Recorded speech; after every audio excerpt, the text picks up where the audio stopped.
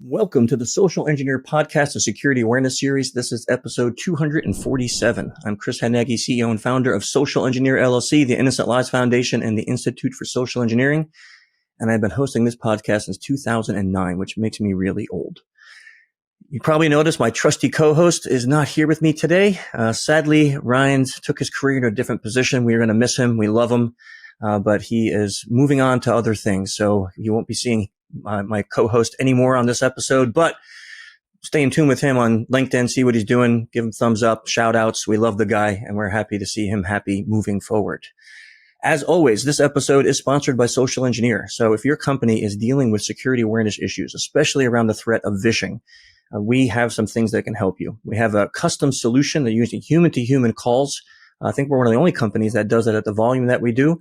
And we have an instant phishing education system. If you're interested in finding out more about that, you can find out information on social-engineer.com. If you're interested in the topic of social engineering, then you should be in our Slack channel. We have over 1,500 people in there every day talking about pretexting, or the psychology behind it. We have people who do this for a living that are coming in and getting help with ideas for their elicitation tactics. We even have a job board where 10 people have found employment because companies come in and post that they're hiring and other people are looking for jobs. So if you're interested in that and you are interested in family-friendly and legal chat, then we're the place for you. If you're looking for other things, you can probably find something on the dark web, but not in our Slack channel. I also want to invite everyone to take a moment to visit innocentlivesfoundation.org. If you're not familiar with that nonprofit, it started 6.5 years ago. Our mission is to geolocate, and track down people who traffic children and create child abuse material. I'm really proud of the team there. We're now up over 510 cases, which is just truly phenomenal when you think about the work that the people are doing over there. And if you're interested in finding out more, or if you're a caregiver or a parent and you need information to talk to your kids about this, all of that is on innocentlivesfoundation.org. And if you are interested in helping us out, you can volunteer your time if you want to do that, or you can donate, and all of that is on the website too. So go check that out. And lastly, if you like the music that is at the intro and outro of this podcast, it is none other than Clutch, the best rock and roll band on planet Earth. And I know I said this before, but last year on Spotify, I spent 18,000 minutes listening to them. I'm pretty proud of that. So you guys should go listen to them, even just for a few. They're amazing. Best to go take them in live, and they let us use their music here for the podcast. And Neil, the lead singer, helped me start ILF 6.5 years ago. So he's a really special guy. Okay. And if you like the content here, give us a thumbs up or like, and please keep sending in your ideas. A lot of times your ideas and your suggestions and your comments, they drive us to find new guests and topics that you're interested in. With that, let's get to the guest. This is the part that we all love. Our guest is Mary D'Angelo. She helps clients understand the threats that exist on the dark web and how to use that intelligence to bolster their cybersecurity programs. She has a solid foundation from University of Washington, where she earned a bachelor's degree, and then she rapidly ascended as a global leader at SearchLight Cyber. You might remember that name because we talk about them a lot with their help for ILF. We'll talk about that too. Her expertise, honed over 6 years, delves deep into understanding the nuances of dark web threat actors and their intelligence. Mary and her company's insights and analysis have been instrumental in shedding light on the shadowy aspects of cyber threats emanating from the dark web. Her work not only aids in neutralizing these threats, but also contributes significantly to the broader understanding of cybersecurity dynamics. Additionally, Mary has a passion for volunteering in nonprofit organizations. She was a mentor for Big Brothers and Big Sisters, and recently she started volunteering at Innocent Lives Foundation, and she uses her dark web threat intelligence to help law enforcement stop child traffickers. Mary, it is awesome to have you on the show. Yes, thank you so much. Glad to be here. I hear too at work they call you something. They call you the dark web goddess. Is that a title that you have? Is that on your business card? No. No? Okay. Well, that's what I was told. That's what I heard from someone that you work with. So tell me, what is a dark web threat intelligence advisor? What is that?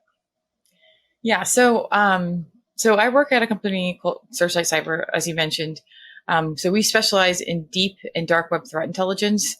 And my role at the organization is to help our clients get the right intelligence that they need to help either stop attacks or mitigate risk. Okay. So how did you decide that was your career? I mean, you went to University of Washington, and then did you wake up one day and say, I want to be a dark web threat advisor? No, not at all. It is kind of random how I ended up here. So I grew up in Washington State. So I went to University of Washington for undergrad. I actually studied in marketing at the time. And then I got an offer to work with a company called Darktrace. So it was my first exposure to cybersecurity. And they were just opening an office in Washington, D.C. So at the time I was in Washington State, and I thought, to me, it seemed like a very exciting opportunity. So I took it, I moved across the country, and I helped grow their Washington, D.C. location.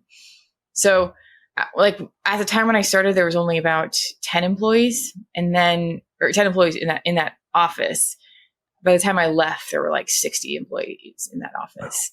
But that got me into cybersecurity as a whole. So I had a strong understanding of like what the threat landscape looks like and, truly the value of cybersecurity.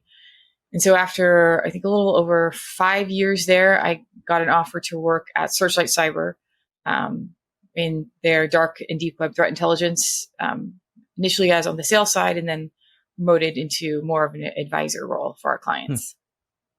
You sound like a big risk taker. I mean, you moved young single woman across the country from one Washington to the other to work in cybersecurity for Darktrace. That must have been a pretty giant leap for you to do that right out of college. Yeah. It was, for me, it was more exciting at the time. Because I didn't really know much of the East Coast. It's so different when you're growing up on the West Coast. There is such a big divide between West and East Coast. Yeah. Like, I didn't understand the difference between the North and the South that the East Coasters feel. I just thought that was all East Coast. So to me, it was more exciting than anything. And then I came to DC and I ended up actually loving it way more than I do Washington State. So I stayed here. That's really, really cool. That's an interesting origin story. You kind of fell into cybersecurity and now end up in this really cool job. So what do you like most about what you get to do here with SearchLight as a dark web threat advisor? So I would say, so along the same exciting themes, I would say working at SearchLight is incredibly exciting. I mean, I'm working on the front lines of it. So like we're receiving intelligence that could really help companies, if actioned upon early, to help them stop from a huge disaster. And so that to me is really fun working with, and then also as well as working with our clients, trying to understand their different use cases and their needs, because it does vary. Like, if you are a small bank compared to a law enforcement, compared to like a massive oil and gas company, your needs will vary, your use cases will vary. And so then trying to figure out the right intelligence that they would need to help them with their use cases. I don't know if you can, but are you allowed to tell a story? Because what you said sounds really exciting. Like you're on the front lines getting this data. Is there any story that you can tell without mentioning who or anything like that? Yeah. So recently, I think a few months ago, I was working, I got a notification from one of our human intelligence analysts, and they found a piece of intel that showed that initial access broker was selling domain access control credentials for very large airlines, but they didn't specify the airlines. They just said US based airlines. And so the analyst sent it over to me for me to look at. And I'm like, okay, this is important. Like we would want the airlines to know about this, but they weren't a client of ours either. So it was hard to kind of. You were able to identify which airline it was? Yeah. So this is sort of like a threat actor's TTPs, is where when they're posting something on the dark web, they know that companies are monitoring it, right? So they want to make sure it's as broad and as vague as possible so that that company will not be alerted. But fortunately, understanding how they sell things, you can kind of narrow it down. So you're never like 100% confidence on whether or not this is the airlines they're targeting, but you can get to a pretty high level of confidence. And that's fascinating. Okay. So now you have this data, you have a 99% assurity who it is, but they're not your client. 90%, I would say. Yes. Okay. 90%. Yeah. Okay. So that's still pretty high, but they're not your client. So what do you do? Just like, sorry, trash it or? No. So with intel like this, the intel that the threat actor was selling seemed, it was pretty big. it was pretty big. And so if it wasn't actioned upon, something bad really could have happened. And so with something like this, I just reached out to their security team and, I told them like, hey, we have a piece of intelligence I think you would like to be aware about. And, I want to share it with you. And of course they were like, yeah, absolutely. And then, we set up a call. I delivered the intelligence. We walked through it, and we were also able to engage with the threat actor as well a little bit. Wow. Oftentimes they don't. So most of this is done undercover work, right? And threat actors tend to they can be very difficult to engage with. But with this particular person, we were able to engage and to pull more information to make sure that it was a legitimate sale. Wow. So you go to this company that you don't have any relation with, and you just give them this free intel. Yeah. That's really honorable. I love that.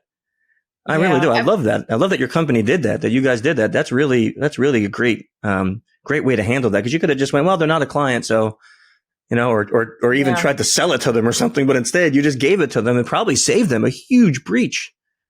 Yeah.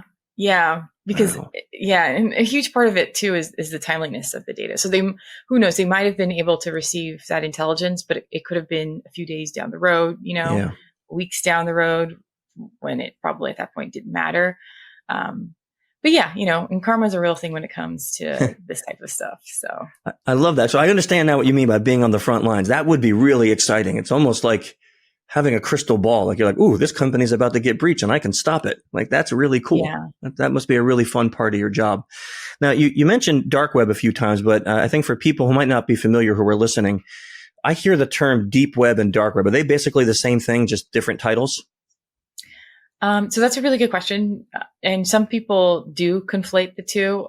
So there are different definitions, but how we at Searchlight define it. So, and I'm going to define it based off of the broader context of the clear web as well. So we have dark web, the clear web, and the deep web. So the dark web requires a Tor browser to gain access into. The onion router typically is what they use.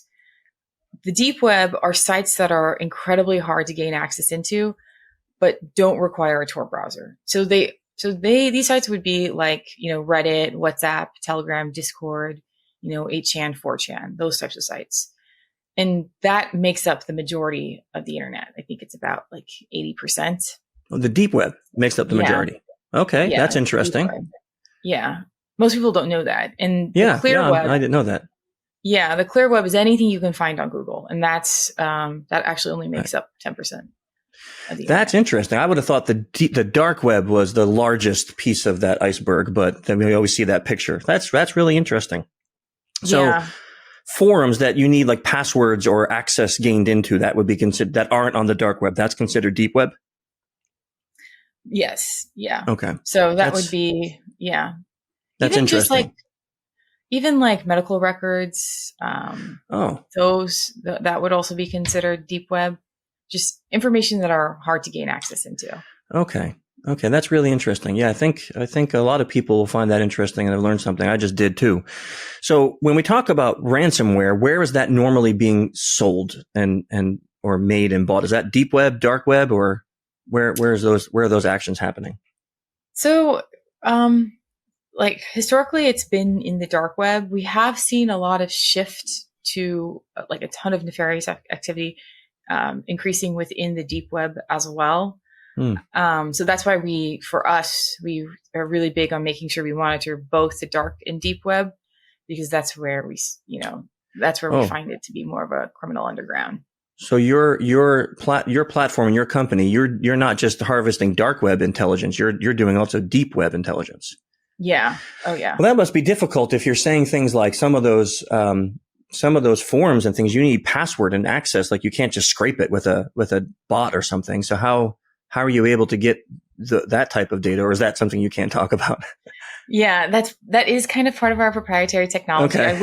I will say though, the way that we do collect our data is mostly automated. So it allows us to collect it as quickly as possible, so that when we do deliver the intelligence, it's being delivered close to real time as possible.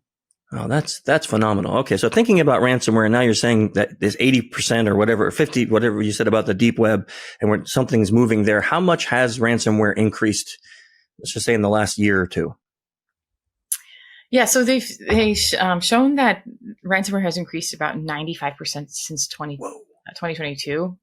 And a big part of that is also just the frequency of the attacks. So some of the other things that play into that would be like the increase of the ransomware payments have increased, the sophistication of the attacks are more targeted, threat actors are leveraging more sophisticated means, so like better phishing emails, exploiting of more vulnerabilities, and just, as I mentioned, the frequency of those attacks. So that all plays a part of it as we see such an increase in ransomware attacks since 2022. Let's just go back to that statistic for a second. So you're saying from 2022 to 2023, there was a 95% increase in ransomware attacks.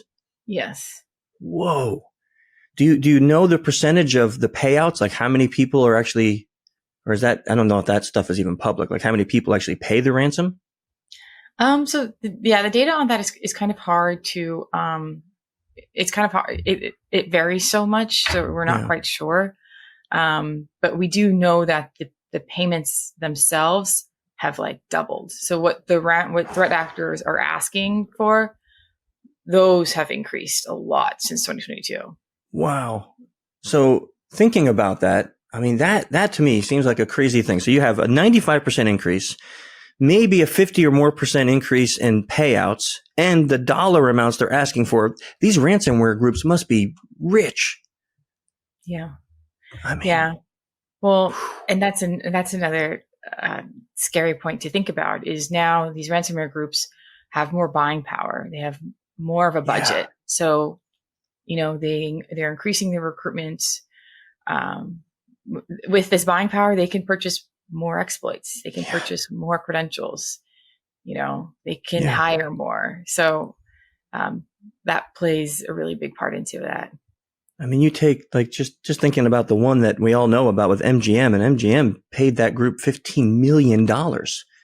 And then they didn't even get the rest of it. But you're like, so that group, that whoever they are, whether there's 4, 5, 10, 20, they're walking around $15 million in their pockets at this point. Yeah. That statistic kind of blows my mind. I didn't think it would have been that high. 95%.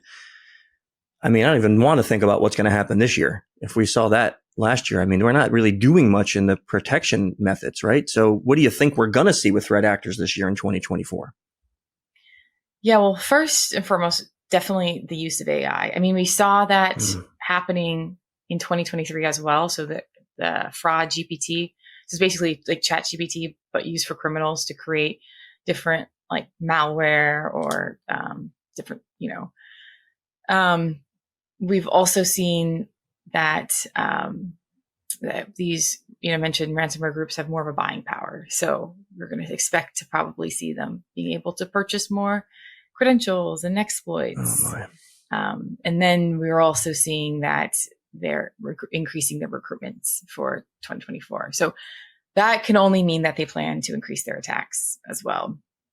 And then lastly, that we saw, especially sort of on the fringe of 2023, was that the state-sponsored ransomware groups was huge. And as geopolitical tensions increased, you can only imagine that will increase as well.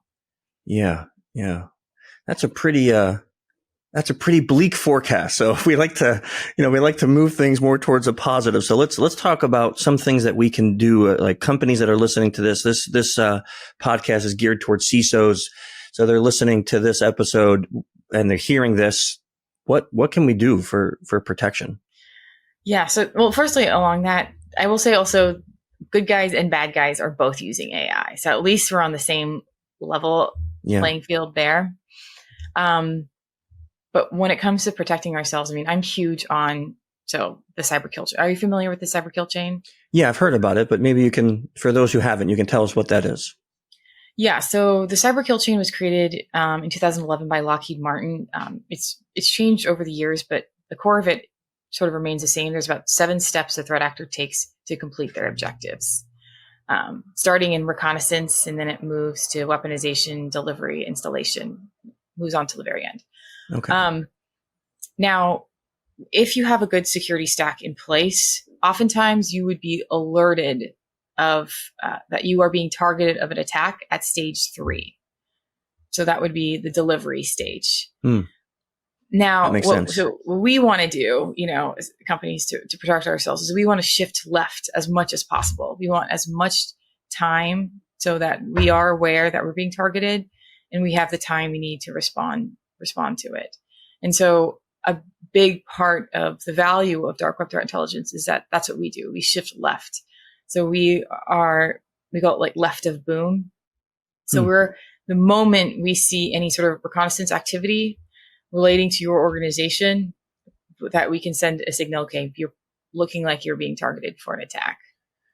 So before, I want to understand this, because this is really interesting, because this sounds like a way that companies could actually take a step towards stopping this. But before, when you were talking about that really cool story with the airline, you said that they didn't name the airline. You kind of had to figure it out. Mm-hmm. So how would you be able to alert, like, my company that I'm being looked at if they're not really saying, hey, we're looking at Social Engineer LLC? How do you know that? So threat actors is pretty cookie cutter when it comes to their, they don't really change their TTPs that often, right? And so since we've learned that, we've made sure we've built our intelligence to send to our clients to make sure that not only are they monitoring for their organization, but also for those within their sector, so that if they saw something like that, they would receive an alert on it. Okay, that makes a lot of sense. So let's go down this rabbit hole a little bit. Give me an example of like a really popular ransomware group or threat actor group. Okay, Vice Society. Okay, now Vice Society, you said? Yes. Okay, yeah. So give me a couple of their TTPs. Like what is it that they're known for? So yeah, Vice Society is known to target the education sector as well as the healthcare sector. They are pretty ruthless when it comes to their targets. They have, so funny enough, a lot of ransomware groups will have like a moral code, so that there will be some organizations that they will go after.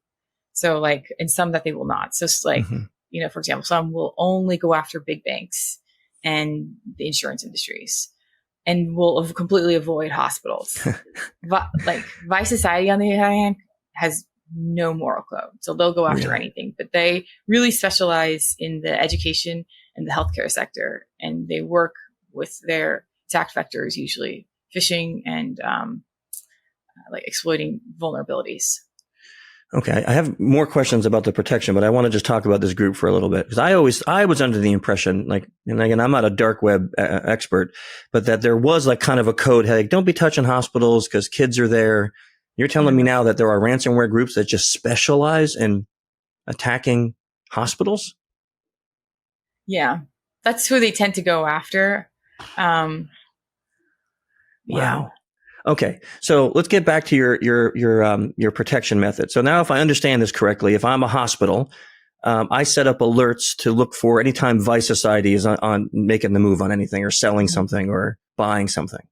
That's how I would do that. Like set up those like you said, moving left on the kill chain. That would be the way to do that. Yeah. So the problem with that though is, and this is where it becomes a little tricky with intelligence. The problem with that though is that you would be receiving, because as a healthcare organization, Vice Society isn't the only ransomware group that's going after you. There are a number of other ransomware groups that are going after you. And so if you did that, you would just be inundated with a bunch of threat intelligence. Okay. And so there are different ways, especially in how SearchLight does it with our platform, that we can do sort of fine tune those notifications. So if it would hit certain metrics before you would receive that alert. So, but you would also have the ability, if you have like a pretty large threat intelligence team, if you wanted to spend the time to track the various ransomware groups and to see their conversations and what they're purchasing and what they're selling, you also have that ability. But from like a monitoring perspective, there's ways to fine tune it so that you would make sure the intelligence that you're receiving is really relevant to you. Okay, that makes a lot of sense. So that sounds like, and you're saying you can automate all this, or does it have to be a lot of human involvement? Most of the platform is automated. Wow. Yeah. Yeah. Wow. I mean, because So, that's the most important thing when it comes to threat intelligence is it timely? Is it relevant? And is it actionable? And hmm. so two of the three of those we automate. Okay, so let's talk about those three things. That's an interesting topic. So timely. How often are you? I don't know what the word, like scanning or scraping the dark web, or how often are you getting data so that it could be analyzed by your platform? So that happens. The time varies depending on the sites because there are sites that know that people are that that people like us that are crawling it.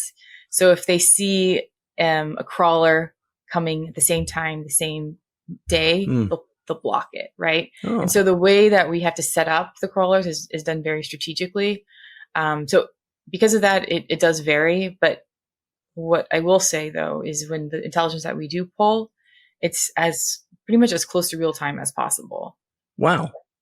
Really? Okay. And that's really difficult just because of the nature of the dark web. Yeah. It's really difficult to do that. Yeah. I mean, I spent a considerable amount of time on the dark web because of the work with ILF. And that's fascinating to me because, I mean, getting things in real time is very difficult, even if you're in real time there. So Yeah. I mean, the fact that you can do that. Okay. So you said timely. And then what was the second one? Relevant. Relevant. Okay. So the relevant part, you covered that already. That's those alerts you said, right? Or is there more to Yeah. relevant? Okay. Well, relevant and accuracy. I kind of play in Okay. part of it to making sure that the intelligence you're receiving is accurate because oftentimes, threat actors might post something for sale and it's completely false. And so Oh. making sure that you can engage with the threat actor or find other ways to verify that what they're saying is true. So also to reduce your false positive. So threat actors will sometimes sell something just to make money and then be like, haha, I got your money. Here's a fake file or something. Oh yeah. Okay.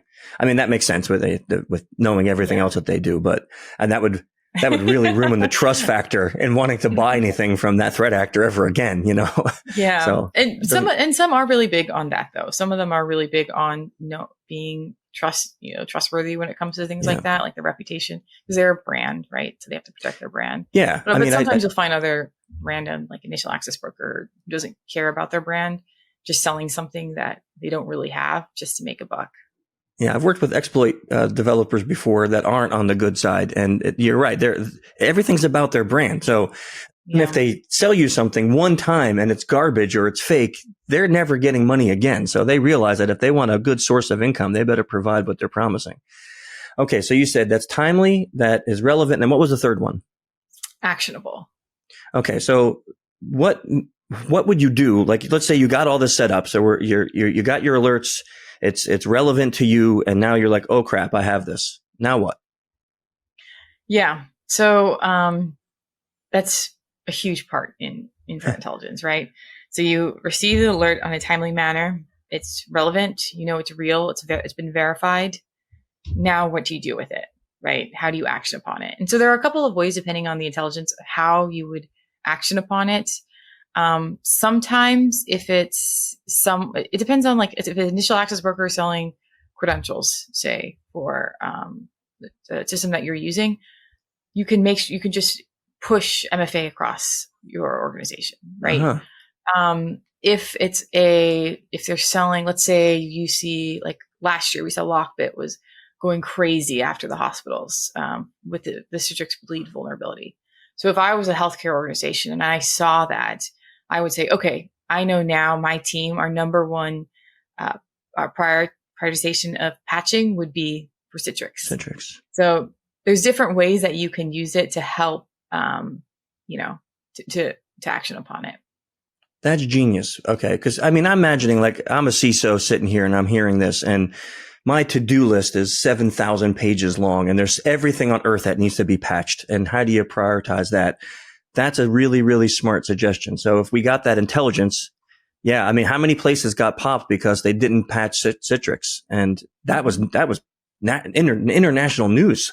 You would think after one place, any CISO would have been like, oh crap, I better go check my Citrix and make sure we're not on that. That's really good.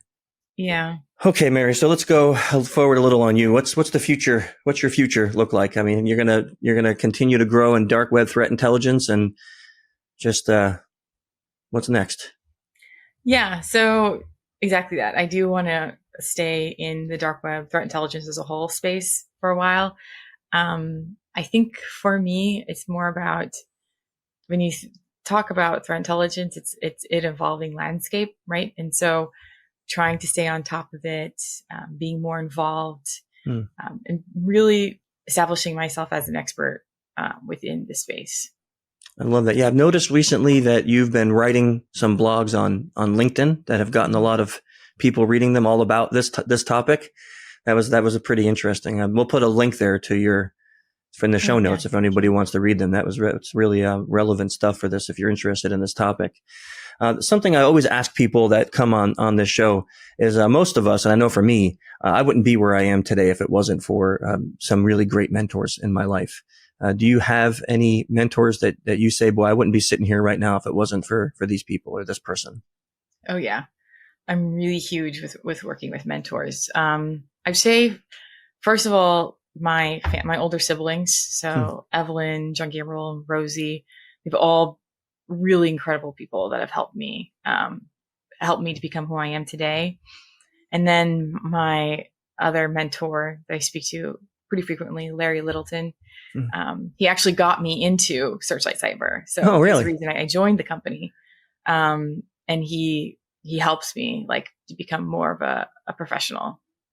Oh, that's really cool. I really like that. So, and I did have a chance at our ILF gala to meet your one sister, Rosie, and she's quite phenomenal. She's an amazing artist, just unbelievable as an artist. And that's nice that you have that relationship with your older siblings to look up to them. And Larry sounds like a really fascinating guy. So, we'll give him a shout out on the podcast. Yeah. Since 2009, when I started this podcast, I've been asking readers about books they like, because we have a list on the .org version of our website where we put every book that's ever been recommended. Now, it doesn't have to be about dark web threat intelligence, but are there any books or a book that you just love that you want to recommend to our listeners?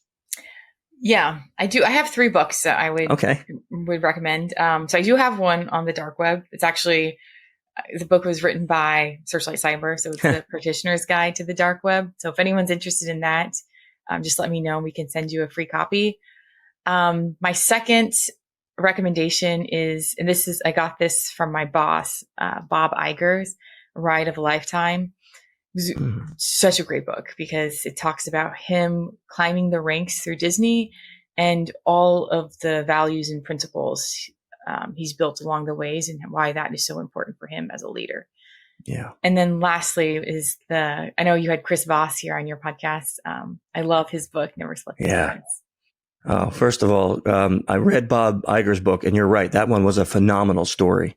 And Chris Voss is just great. And that book was very pivotal for me because learning those negotiation tactics is such a huge part of SE, but it comes in very, very much in life. I'm just going to write this in the show notes. Never split the difference. Yeah, that's good. Those are good recommendations. So, if people do want to stay in contact with you and they, let's say that somebody wants a copy of this book or just want to follow you, what's the best way to do that? LinkedIn would be best. LinkedIn. Okay. So we'll put a link in the show notes, everyone, to your LinkedIn so people can join and find out what you're up to and what you're writing next. And this was a fascinating conversation. Thank you for giving us all those tips about dark web threat intelligence and a little bit about you. And it was great getting a chance to interview you and for those book recommendations. Really appreciate you coming on the show today. Yeah, thank you so much. It was so much fun. Well, everyone, I hope you enjoyed this episode, and you can join us next month when we're going to have a couple Secret Service agents on talking about crypto investigations and other security topics. So until then, stay safe. See ya.